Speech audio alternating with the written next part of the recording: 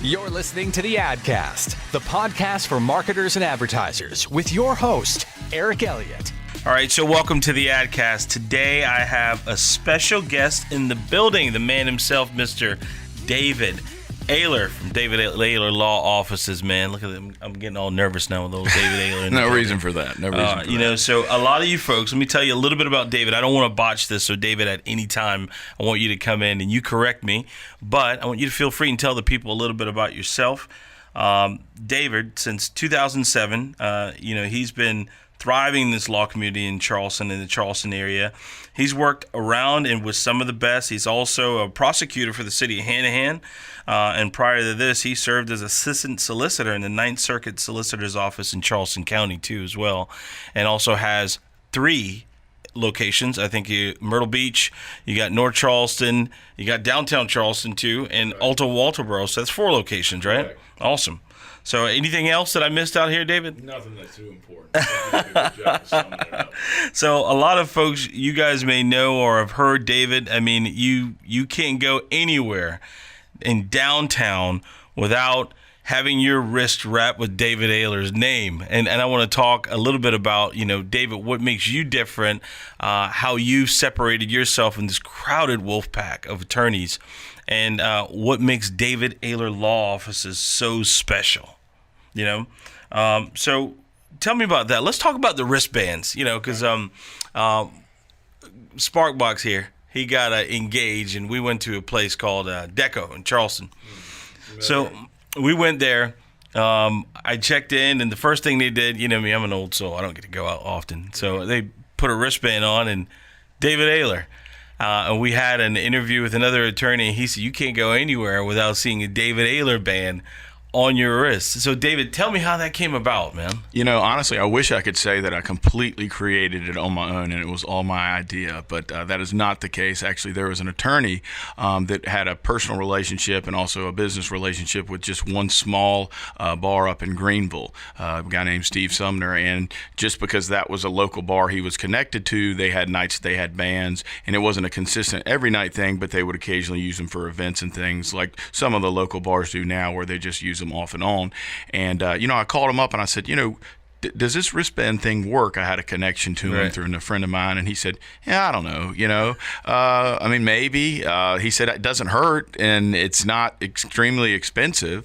He said, it can be a little bit repetitive in some ways because, as we all know, we're all creatures of habit most often. So you get a lot of people going to the same places over and over again. So for him, it said, yeah, I think probably a lot of people are seeing the same thing, but hey, what's different than that than what we used to see, at least as gentlemen? I'm not sure about the ladies' bathrooms, but just a few years back in Charleston and a lot of towns, and occasionally you still see them now, was to be the ads in the stalls. First it started off as the print ads, and you'd see whether it was the actual bar themselves or a restaurant telling you what they had. Then you started seeing other types of businesses that would put ads in there. Then it went even to the market of actual televisions and monitors, which I don't think that worked out too well just because of what people do, rip them off, that sort of thing.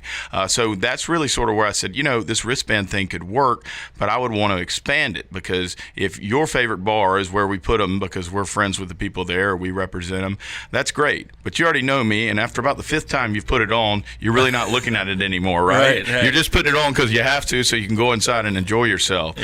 So what we really started to do was to look to see how can we expand the wristband market here in the Low Country, and not just expand it within bars or restaurants, that sort of thing, but also events. So we would look at a certain type of event, we'd be involved in sponsoring it. A lot of times there was a charitable aspect of it, and say, hey, not only do we want to provide some financial backing, but we'd also like to use a little of our whatever it may be, swag. It would be koozies. Yeah, exactly. And say wristbands. So for instance, we might there might be an art walk, which would be a different type of crowd than more likely than not that would come to like Deco. So those people probably don't know who David Aylor is or David Aylor Law Office is, but then they're going to get a wristband, and maybe they're not the type that that go out that often. We expanded it even more, working with the River Dogs. You have so many different types of people that come to the baseball games, whether it be true River Dogs fans, local folks that support all the time, people that occasionally go out to baseball games, or tourists that are just in town and have heard great things about it. So you really start to getting variety of the type of people that are wearing the wristbands. Yes, there's a lot of repetitiveness in some of the places, but our main goal was to, as you pointed out early, spread it around as much as possible and hit different diversity within the groups that were going to be wearing them. It was hard to miss it. I mean, so obviously it's kind of helped you kind of build trust with that crowd that goes out. I mean, and you get them a little young and old, because if you're talking about the River Dogs, that's not a younger person's thing. That's more of a family event. So you're building trust with families through doing things like that. Yeah, and you give you an easy example, not to give away all the secrets. Give an example. No secret sauce. Pet helpers, something like that. A good organization. You support them. They wear your wristbands. People notice that. They pay attention to that, and then they think about, hey, that lawyer is supporting something I care about, and it gives you a little bit of brand loyalty to that person and to their organization. So there's several different sort of ways that you can really use it to benefit you. And then at the end of the day, there is going to be some of that repetitiveness where someone who's worn 50 of them over the last 2 or 3 years isn't even paying attention. Sometimes people will have other bands and say, I'm wearing your wristband. I'll take a picture and I'll say, if you read it, that's not even my name. That's somebody else. But they're just so used to it. Right, they used to having your name on it. Exactly. Wow. Well, tell me about your firm, David. I mean, you have aggressively marketed yourself and your firm in a different way. Now, tell me about some of the cases that you handle. I mean, because you can do a personal injury case and you can do a criminal defense case. Tell me about your firm and how you're able to do so well at both. Well, really we started, obviously, my background was in criminal defense, from my time as clerkship with Andy Savage as well as other attorneys. And I started working with another legend around here by the name of Steve Schmutz, who I still work with a lot, and they're primarily criminal defense. And so that was sort of what I really sort of jumped into.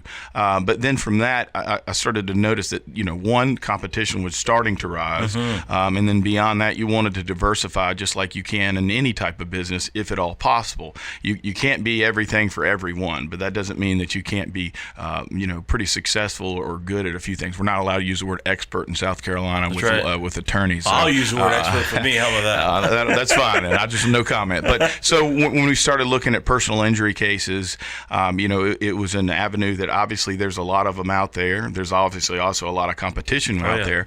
But we felt like if we'd already built up a name in town, and I say we, it goes way beyond just me, and it goes through all my staff 100%. And my marketing group and everybody that's involved, to really look at it and say, these people already know who we are. They trust us maybe because we had helped someone that they live next door to, that they used to date, that they go to church with, or whatever the case may be. That trust has already been built to some degree, maybe through some criminal defense work, and then you can really use that to kind of parlay into other types of cases. Because one thing that I think is important is we all see the paper every day, or you go online, read the news, that sort of thing. You don't see a whole lot of articles written on or news coverage written on civil litigation, unless it's some huge lawsuit, or if it's someone that's whether it be locally famous or nationally or internationally famous, little car wrecks, different things like that. Someone gets hurt really bad at work. It's a horrible situation for that family, but it's not newsworthy. Criminal, on the other hand, various types of cases of all genres within the criminal,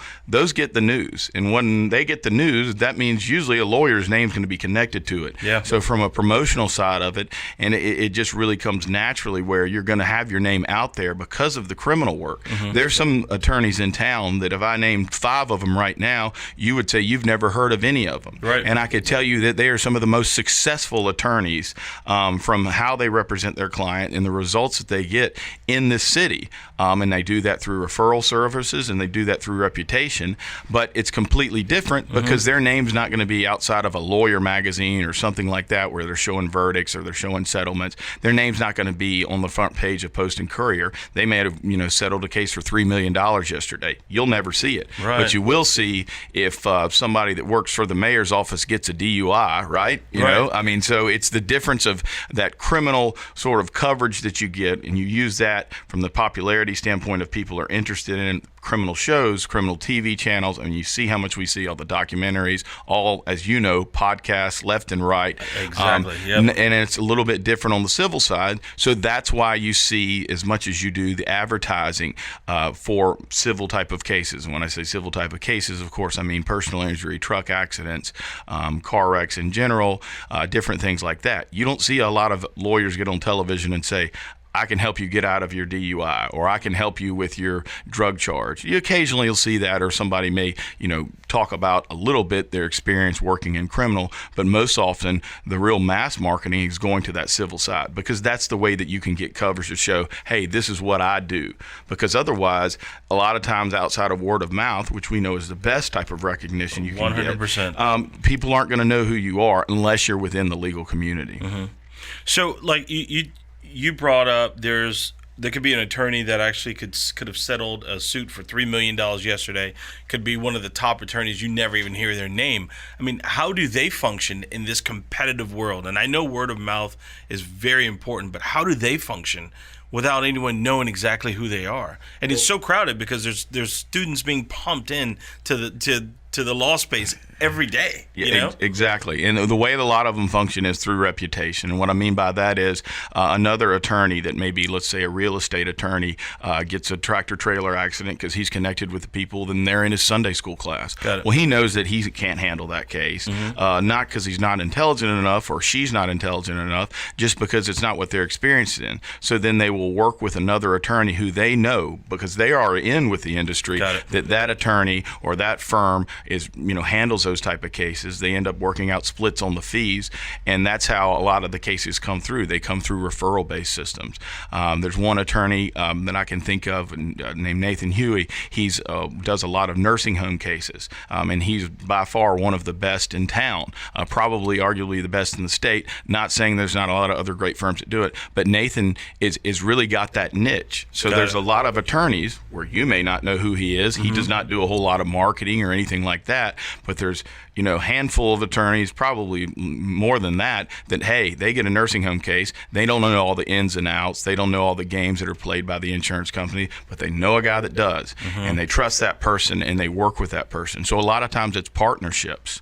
And then also it's sometimes just people that are sort of out there working for you in the community, people that you hire that are your investigators, that sort of thing, actual employees of yours that actually can refer in cases. And that's something that we always encourage as well. We do it a lot within our motorcycle division of our office.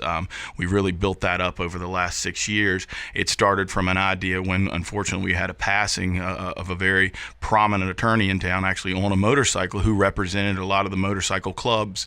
He represented a lot of the riders around the area. Now, there's national firms, Law Tigers, different ones, Tom McGrath.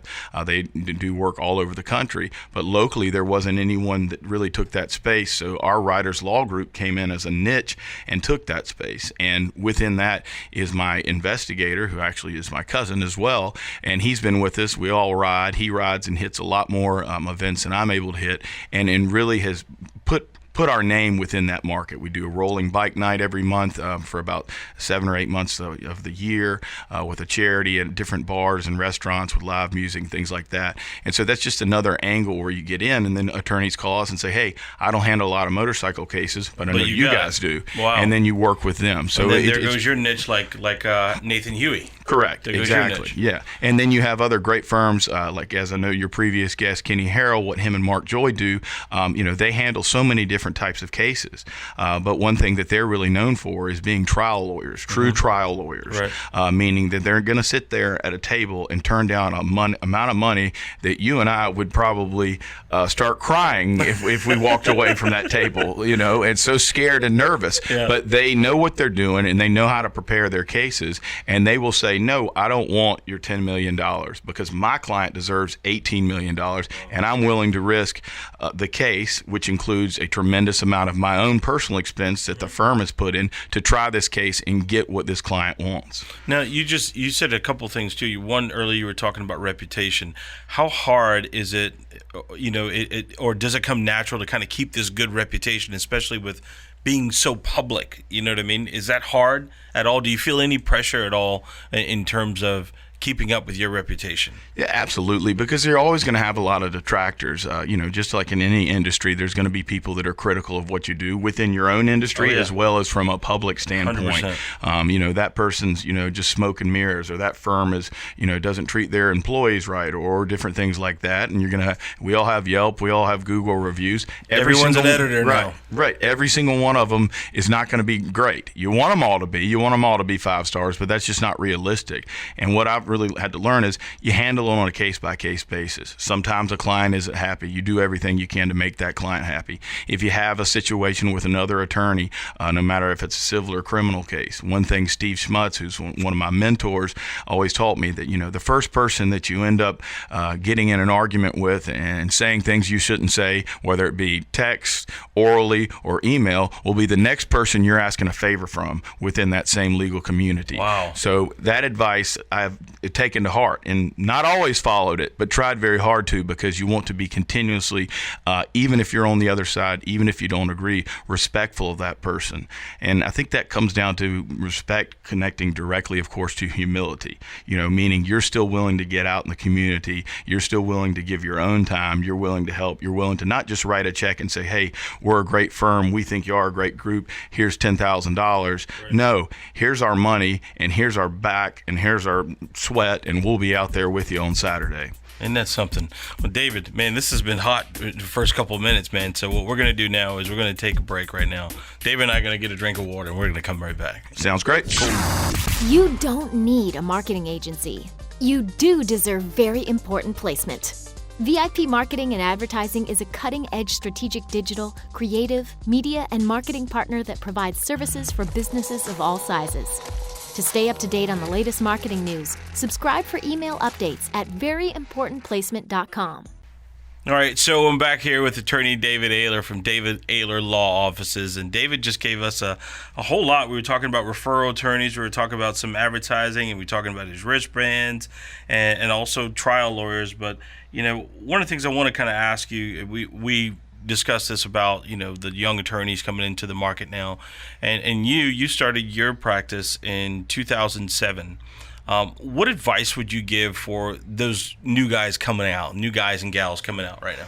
I think what's most important is a lot of the same advice that I've got. And one of those, part of that advice was to go meet with as many attorneys as you could. And when I say meet with as many attorneys as you could, meaning attorneys that were in practice for a few years, and then of course many attorneys that maybe been in practice for a few decades. And so I spent a lot of time under the wing of Steve Schmutz. I'd say I followed him around like a puppy for about a year, learning what to say, what not to do in court, and that sort of thing. But then beyond that, didn't want just a perspective of one individual who'd been successful in both criminal and then of course civil, but also others. So I would call some attorneys that I didn't even know personally.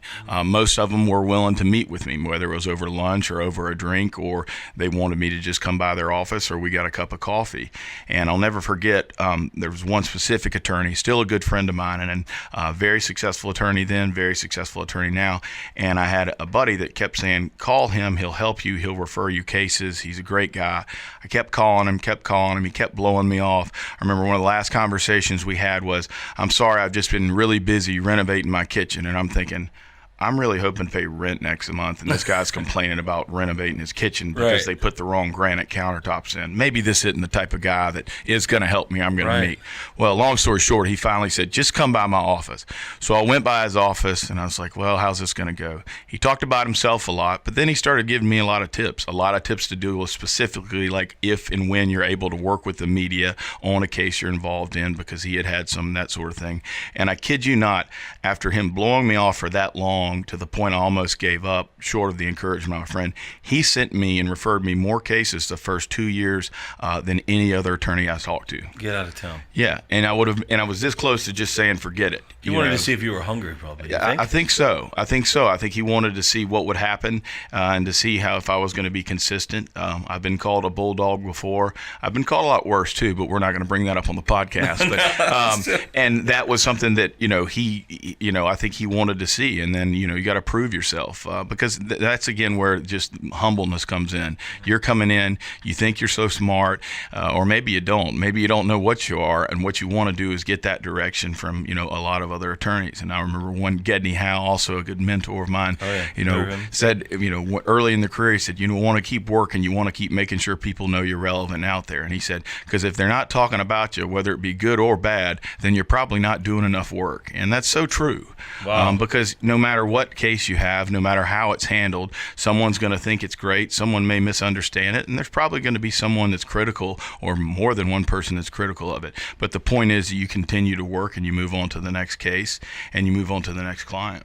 You surrounded yourself definitely around some good attorneys and some good mentors, so that's some good advice for some of the new folks coming up. Is it hard to market a firm now, and is it expensive? One of the things a previous guest, Ken Harrell, said was you got to have the money.